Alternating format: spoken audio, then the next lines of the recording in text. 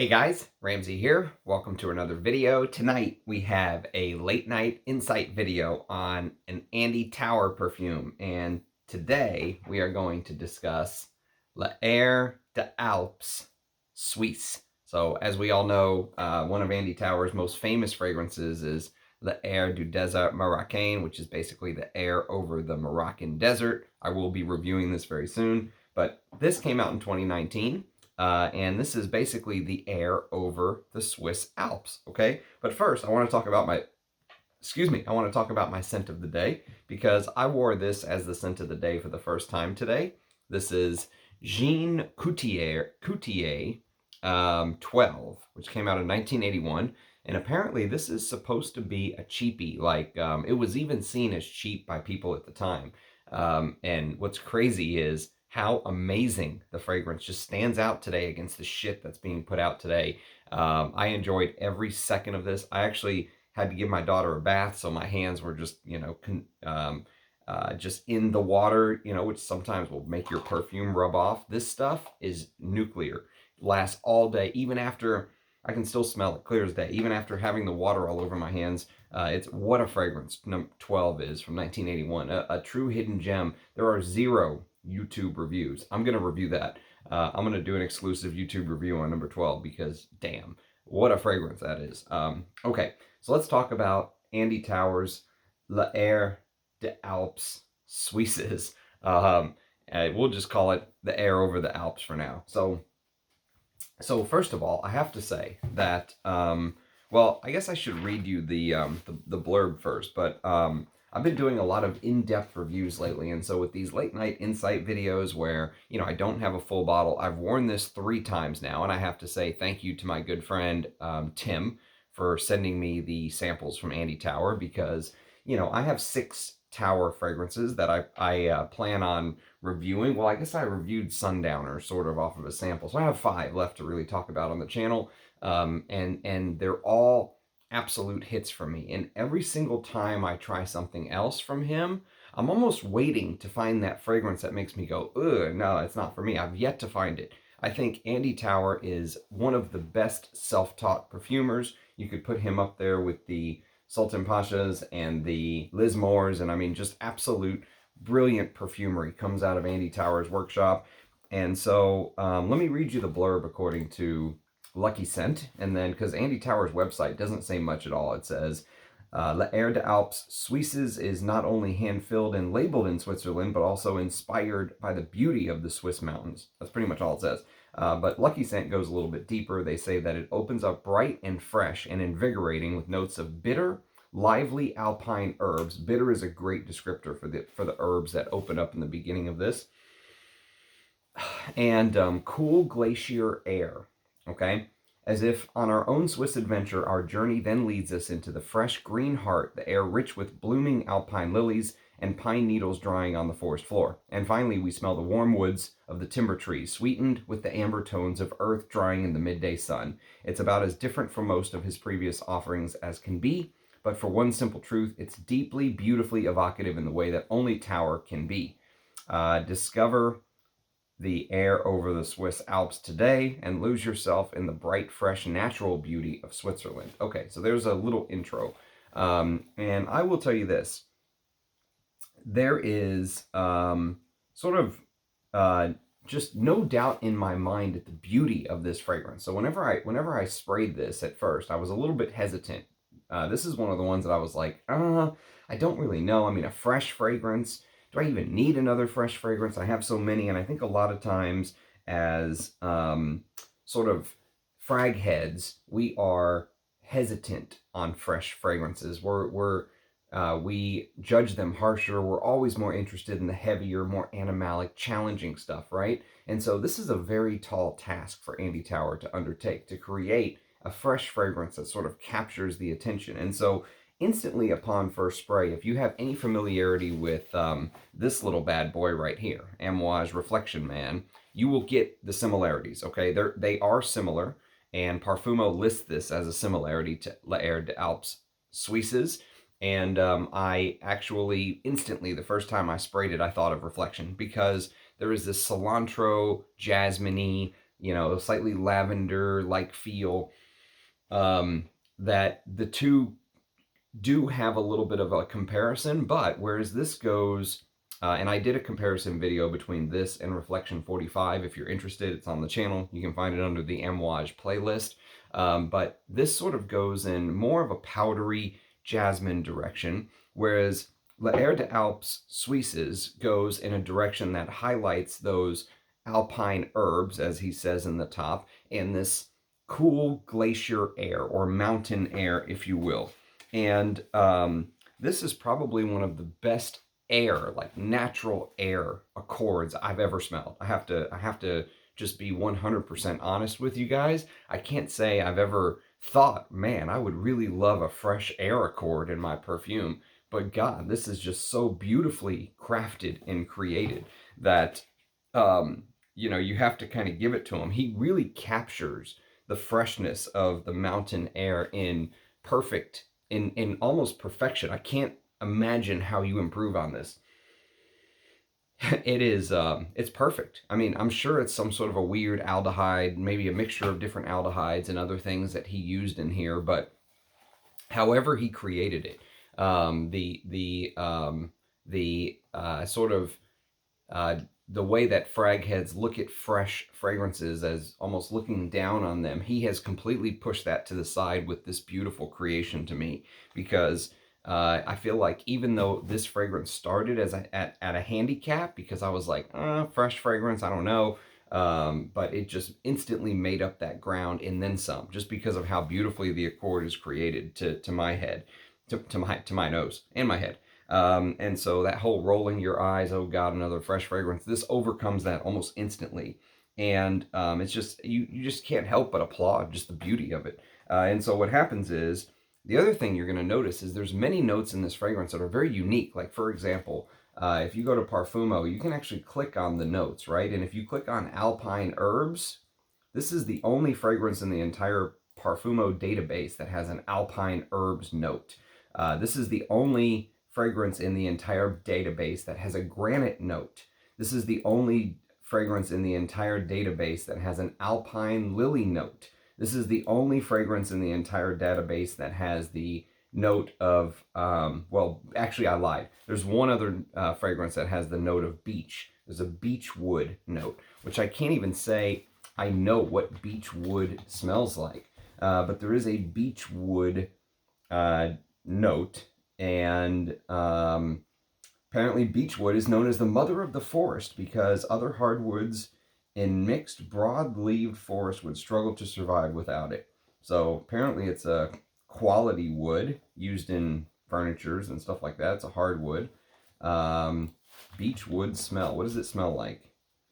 Doesn't have a distinct smell or taste. Okay, but I guess it gives it that, you know, a little bit of that forest floor like feeling. And it grows on the side of mountains.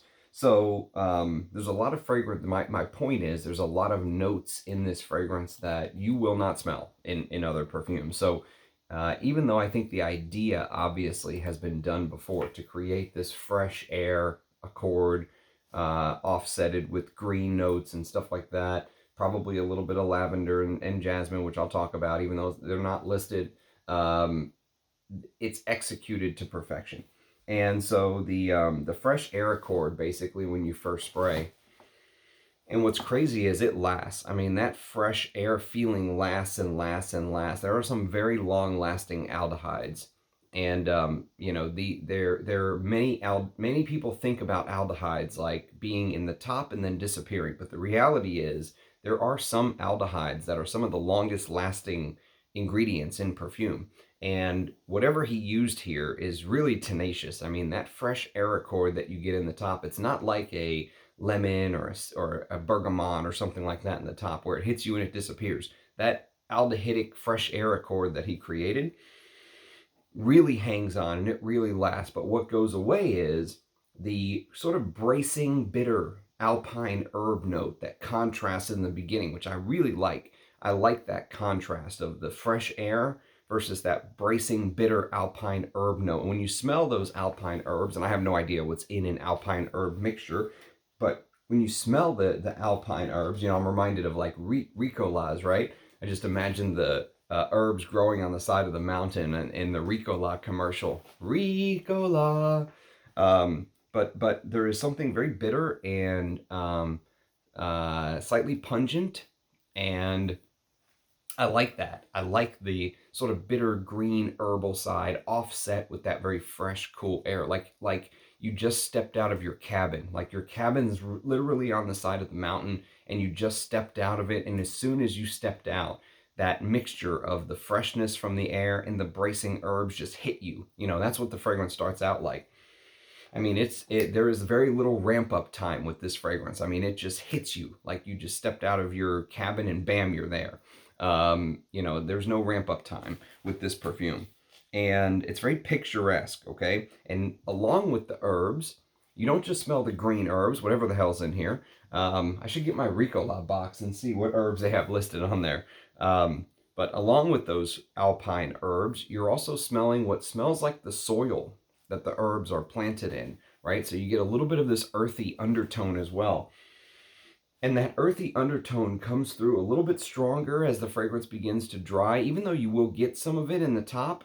Once the bitterness of the alpine herbs begins to subside, it's almost like you begin to smell that soil note a little bit stronger. It starts to take its place a little bit, but it never overpowers, okay? It never becomes super earthy. It doesn't become Figment Man or anything like that, okay?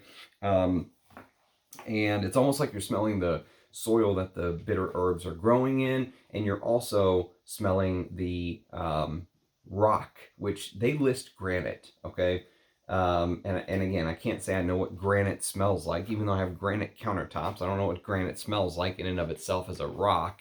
Very hard smell. I mean, obviously, you're not distilling granite. It's some sort of, again, an accord. This fragrance is almost highlights, in my opinion, this fragrance highlights the brilliance of Andy Tower to create accords because obviously the overall picture of the fragrance, and even on the front of the bottle, it's a picture of like a mountaintop on the front of his pentagon-like bottle, which makes perfect sense. Brilliant, brilliant bottle. And so even though the overall view puts you in like this magazine-like view, like you just, you know, stepped into a picture you saw in a beautiful magazine on the side of a mountain, right? It feels like you're smelling that. But on the other side, the fragrance is made up of a bunch of different accords, which obviously a lot of perfumery is. But Andy Tower in general, in my opinion, is sort of a master at creating accords that bring you somewhere without using, let's say, the ingredient itself. Like, for example, like I said, you can't distill granite, can't distill alpine air, can't distill all these different parts of the fragrance that make up the whole, right? And I wouldn't be surprised if there's his signature ambergris note in here. And I've said it before, but I don't think Andy Tower uses real ambergris. I don't think he's using the real thing. I think what he's doing is he created an accord. And you can smell it in Les Desert Marocain. I think you can smell it in a lot of his creations, to be honest with you. I think that ambergris accord is something he uses over and over again. And even though it's not listed in the note listing according to Parfumo, I would not be surprised if there was an ambergris-like note in here, okay? Something giving it that airy, sparkly bit. And it almost feels like I can smell it, to be honest with you. That's why I say, like, if you know his work and you know that ambergris accord that he's created, you'll smell it in air of the Swiss Alps. And so he's amazing at creating accords. And the granite accord, the mountain accord is another one. So, you know, almost like I just imagine somebody climbing up a mountain and his hands, like, you know, being blistered from climbing, and but really digging into the side of the mountain, right? And maybe moving rocks aside that were there for a long time, and smelling the mountain itself. Really being, I mean, usually rock climbers, mountain climbers have their face right in the mountain as they're climbing, right? So there's a little bit of that feel to it as well. Just, again, just a brilliant accord, a bunch of different accords that he sort of created here. And I think it really shows Andy's versatility, because obviously he's known for his heavier fragrances. Everyone loves talking about the things like, you know, he's got the extrait version of Le du Désert Marocain, Accord du Désert, which is a lot stronger version of it. He has La Oud, which is a great oud fragrance. I'm going to talk about that on the channel one of these days. And so, but creating a fresh fragrance is almost like a different challenge in and of itself. And he really, I think, did this. He did this genre justice. Let's put it that way. This is one of the best in show genres for something like a fresh air Accord that I've ever smelled, ever. And again, it shows his versatility, and he took the challenge on again in 2023 whenever he released a limited edition fragrance called Nexen. I have yet to smell Nexen, but the way it was described to me is if you've smelled the air des Alpes Suisses, that you sort of imagine they're using similar notes, but they're put in different parts of the fragrance, if that makes sense. So, you know, you can see Andy Tauer's hand at work, but everything is rearranged differently, right? And so, but Nexen is also a fresh fragrance, and this is a fresh fragrance. So he's sort of really undertaken the challenge of doing a fresh fragrance, and I think he really succeeded. I've never smelled Nexen, but I hear it's good.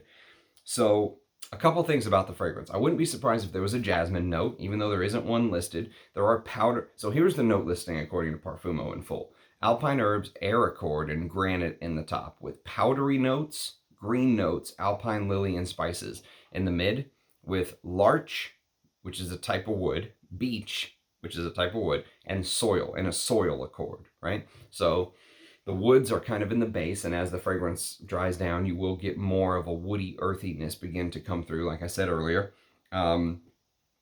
But I wouldn't be surprised if there's jasmine. I wouldn't be surprised if there's a little bit of lavender in here. Again, even though there's none listed.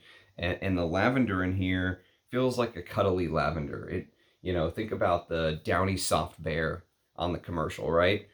Cuddling himself after he puts the shirt on or whatever, right? Or holding the laundry. It's a cuddly lavender. It's not the scratchy, dark, earthy, you know, it's about to rain lavender. There's something very welcoming about this lavender. And the green notes in the mid are also very hard to describe. And I hate when they say green notes. I know it could have been Lucky Scents pine needle reference, and when I read that, but you know what comes to mind? I can't describe it any other way because this is the image that comes to mind. If you've ever seen the movie Spaceballs, okay, one of my favorite comedies of all time, and shout out to Mel Brooks, one of my favorite movie director creators of all time, and an absolute legend in the comedy space. And back when you could do comedy without 0.00001% of the population getting offended and canceling it for everyone else, which how we allow that to happen, I still have no idea. But this basically, the image that comes to mind in the middle of L'Air des Alpes Suisses is, have you the scene in Spaceballs where they basically say that they're getting all their air back. If you've seen the movie, you know exactly what I'm talking about. And if you haven't seen the movie, shame on you. Go watch Spaceballs right now. One of my favorite comedies of all time. I could probably recite it line by line. I know it so well. But there's a part where they say, they're getting all their air back. Do something. And the guy looks to the person beneath, you know, it's like the guy in charge, the guy under him, and then the guy under him. He looks to the person to the right of him, and he says, do something. The guy in the middle looks to the person to the right of him, and he's like, do something. And they show the air going back on the planet, and they show the trees going back in exactly the spot they were on the side of the mountain, right?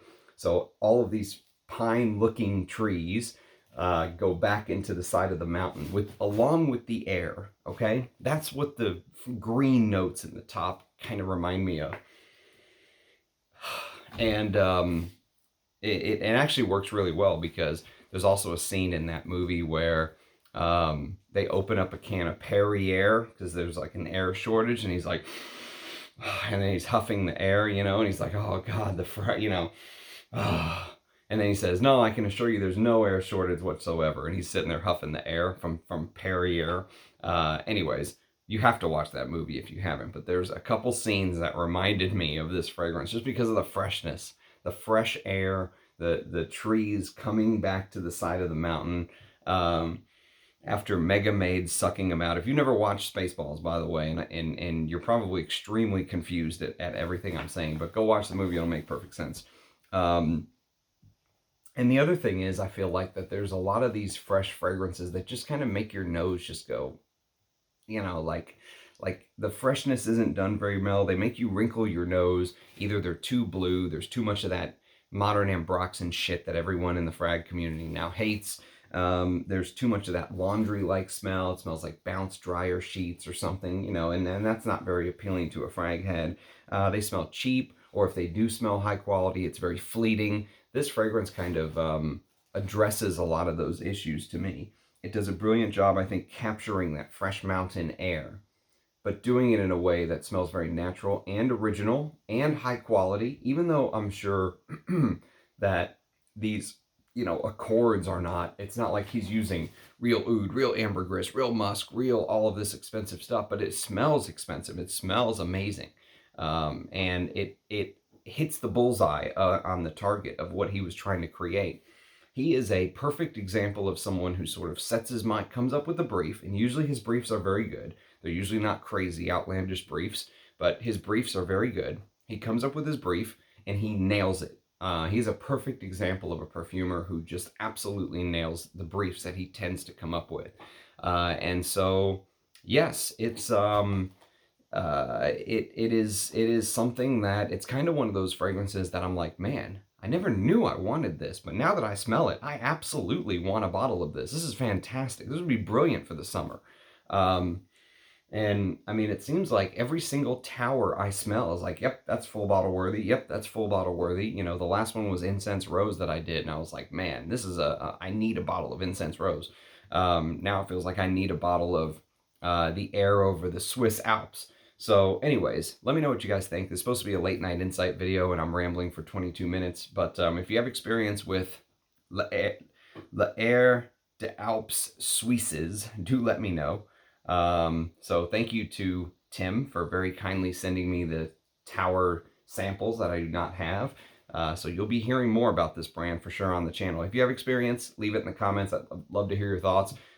Thanks to everyone who always watches and subscribes and comments and all that stuff. I really do appreciate you guys. So more videos to come. I'm working on a big one. I'm working on this is not a top 10, and there's a special note that was actually requested, and I was like, man, I've done that. And then I looked through and I was like, you know what? I did not do that.